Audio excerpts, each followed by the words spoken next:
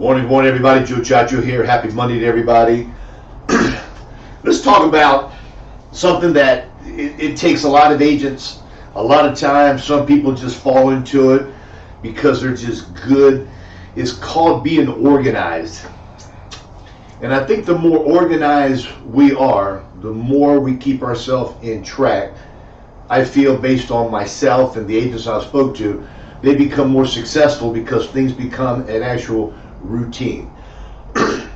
And the more and more you do these little patterns, what it's going to do is going to be blueprinted upstairs, so automatically things are just going to come to you without even thinking. It's kind of like what we call like muscle memory. I like using sports as an example. Just like a basketball player, when he goes up to the free throw line and he's there every day of practice. I don't know how many they do, but I'm going to say when you're young, probably 50, but when you're the pros, you do 100, 200 free throws every single day to get your muscle memory to where you know how to hit the ball, follow through on it. Then you got to sit and think about when a ball player is at the free throw line and there's 2 seconds left in the game and the people in the audience in the back are screaming and hollering and flashing things, he's got to be focused. It's like you. The only thing on your mind when you're making a sale, the only thing on that basketball player at the free throw line is for him to be focused and not even think about or see those other people. That takes practice. It takes a lot of dedication to learn how to do that and to continue to do it over and over.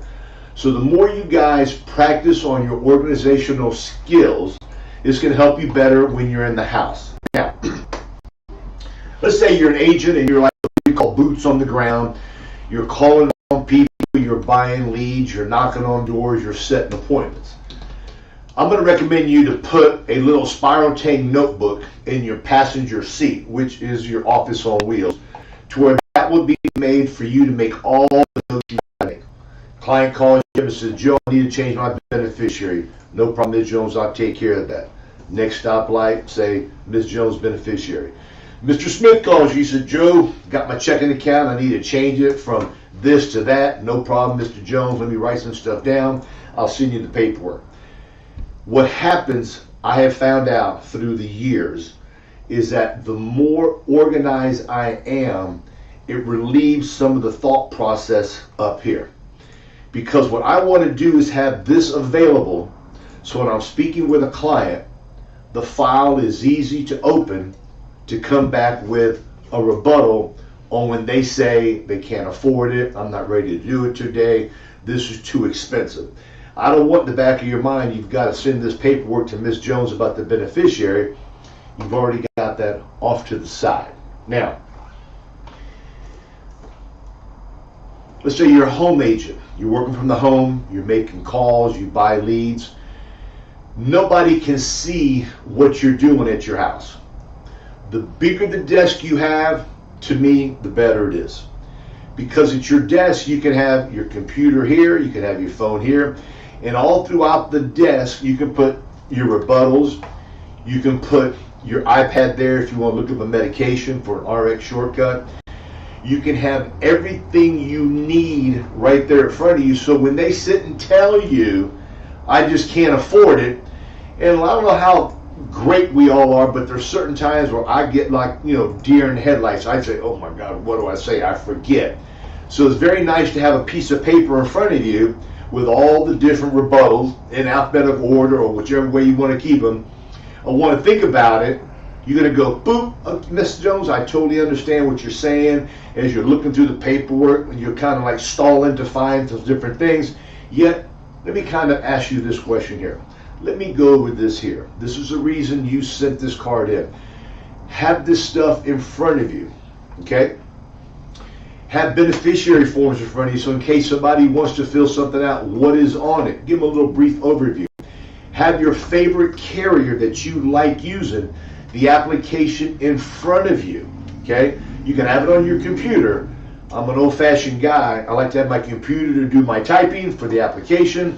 I like to have on the side the actual application in paper form, so I can pick it up, look at it.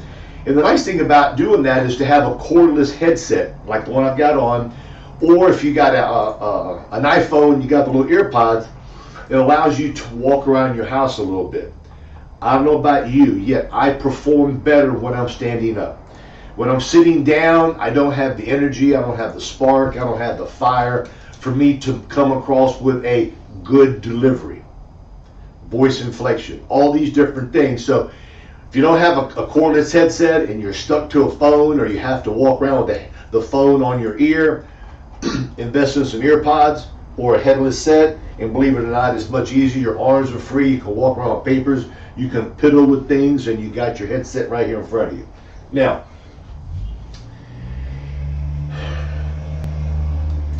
leads.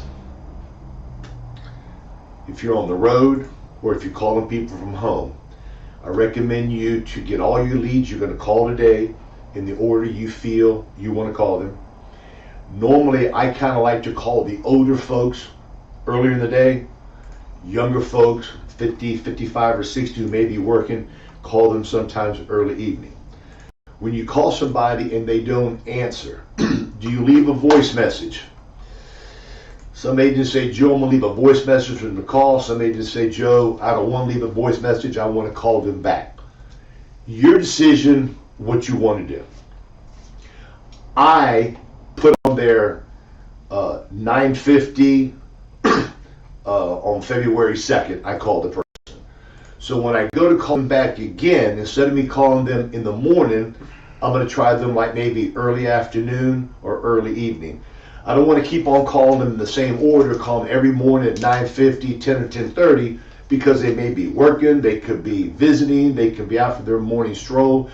Excuse me, who knows? I like to kind of break up when I call them to give myself more of an opportunity to speak with them. Let me see.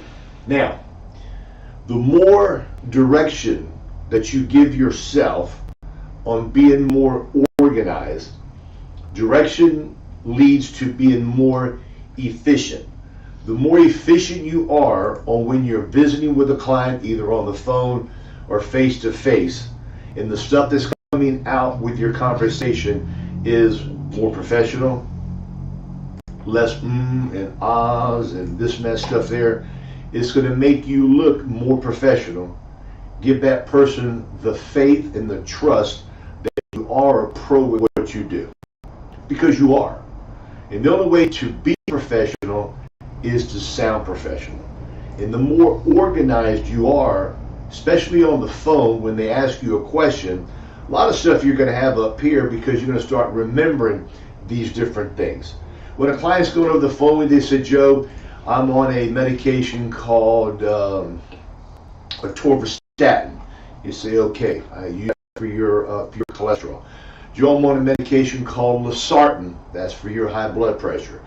So when you say those little things like that there, I'm not going to say it impresses people, yet what it does is that it reinforces them that you know what they're taking and you're listening to the person. That's the most important thing, is to be listening to the person.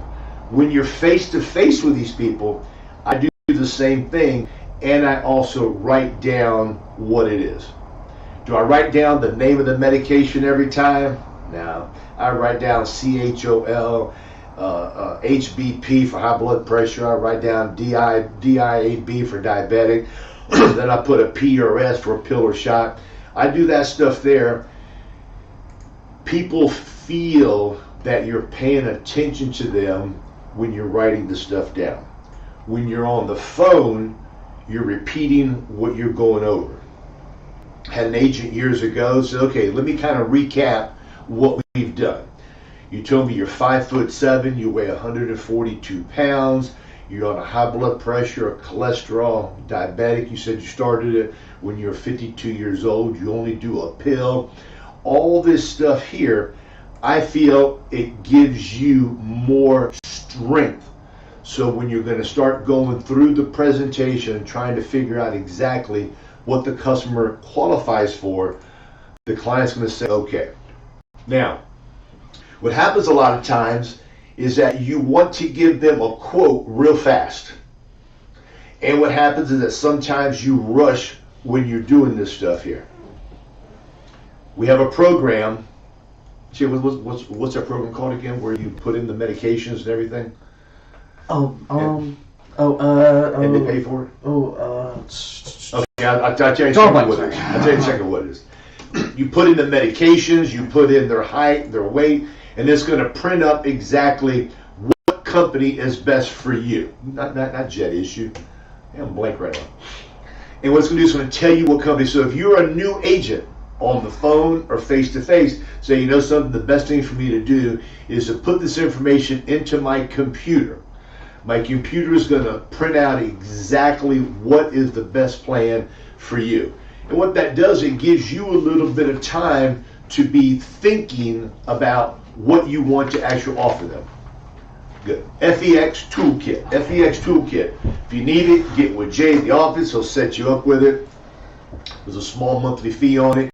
Yet to me, it's definitely well worth it because you make one sale, it's going to pay for that program for like probably over a year. The more you know about being organized, the more you keep yourself on track, the more you keep yourself organized at your home with all your little cheat sheets in front of you. Because the thing about it is, you just start off, you got a client, let's say you like using Mutual of Omaha. Mutual of Omaha is your favorite company. You like them because they've got name recognition. And they say, Joe, I want some life insurance. You're going through everything with them. You're talking with them, and they say, yeah, Joe, I'm on some bipolar medication and some depression medication. So automatically in your mind, I'm going to go to Mutual Omaha. Well, you go with them, that's going to be a graded. You got to go maybe a company like American Amicable or a company like Rural Neighbors. So if you have the cheat sheets right in front of you of exactly what they're saying, you're going to boop, boop, real quick. Okay, I can't go here, I can't go here, I can go there. With the FEX Toolkit quoter, you push it all in, depending how fast you want to type, it's going to tell you exactly who they go with. Some companies will accept you. For example, with Mutual Omaha, if you're less than 45, you're going to get it. You're going to get it graded. Rural Neighbors, if you're less than 30, okay, you're going to get different application. Sorry about that. Different application. Different companies have got different ways of doing things. So what happens right there, I've been doing this for a long time, you get yourself going, you get yourself all worked up, you get excited when you're talking. Even when you're 99% positive on where you're going to put the client at, take a soft step backwards, check it out to make sure, because this is what's going to happen. It's happened to me. If it hasn't happened to you, it's going to, but I know it's happened to almost everybody on this call here. You're going to get all excited. You're going to start shortcutting. You're going to start deviating. You're going to start rushing. You're going to say, okay, I'm going to put you with this company here because I like this company here. You come back, I'm going to get you immediate benefits. Don't worry about it. I'm going to take care of you. All of a sudden, it comes back graded, modified. You got egg yolk all in your face. What do? Well, you know, I made a mistake. Now you got to pay more. Yet, if you take your time, which is sometimes hard to do when you get excited, person's giving you buying signals, you want to sell, you rush. So when you tell them $50 in to get them 10,000, then you come back and the price is going to be $57.50 for that same 10. Now they tend to be a little bit discouraged. They're a little bit upset. They're not totally happy with you. Yet if you would have taken your time, you would have done your research, you would have bitten your tongue, you would have tapped those brakes a little bit. So you know something, I checked it out, as I said, what I've got for you is one of my favorite companies, $50, or it's going to be $57.50 for 10,000, and I can tell you some higher prices, 12,000 is going to be $67, however you want to do it. Yet, go slow, take your time, try to be more organized, keep that little flip book on your passenger side, to where when you're driving or you gotta say, what can I do? Well, I got windshield time. You kind of flip through it, go, okay, I can make this phone call here. The best time is when you're going to work. If you got to travel an hour, that's the best time to call on chargebacks. Best time to call a client if they didn't make a payment. Best time to make appointments. It's just the best time to be on the phone because it serves as drive time as well as doing the best thing for your business. So with that said, guys, we love you. If you want the FEX Toolkit quoter, give Jay a call. We'll be more than happy to help you out. If you need life insurance, you need under 21 programs, you need Medicare, anything, we got it. We're here for you. Have a great day. We appreciate you. Bye-bye.